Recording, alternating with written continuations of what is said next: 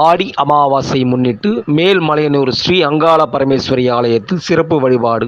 மழையும் பொருட்படுத்தாமல் பக்தர்கள் சுவாமி தரிசனம் செய்தனர்.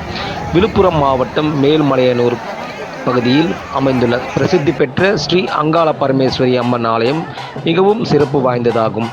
இந்த ஆலயத்தில் ஆடி மாத அமாவாசை ஊஞ்சல் உற்சவம் வெகு விமர்சையாக நடைபெற்றது. இந்த விழாவை முன்னிட்டு அதிகாலை மூலவர் அம்மனுக்கு பல்வேறு வாசன திரவியங்களால் சிறப்பு அபிஷேகம் செய்யப்பட்டு வண்ண மலர்களாலும் திரு ஆபரணங்களாலும் அலங்காரம் செய்து தீபதூப ஆராதனை காண்பிக்கப்பட்டது. தொடர்ந்து உற்சவர் அம்மன் ஆதிசக்தி அலங்காரத்தில் கோவில் மாடவீதி உலா வந்து பக்தர்களுக்கு அருள் பால்வித்தார். பின்னர் பல்வேறு வண்ண மலர்களாலும் அலங்கரிக்கப்பட்ட ஊஞ்சலில் அம்மனை அமர வைத்து பாரம்பரிய தாலாட்டு பாடல் பாடி அம்மனை வழிபட்டனர். இந்த விழாவின் போது கொட்டு மழையும் பொருட்படுத்தாமல் பக்தர்கள் ஓம் சக்தி பராசக்தி என்ற விண்ணை பிளக்கும் விதத்தில் பக்தர்கள் கோஷங்கள் எழுப்பியவாறு அம்மனை தரிசனம் செய்து சென்றனர்.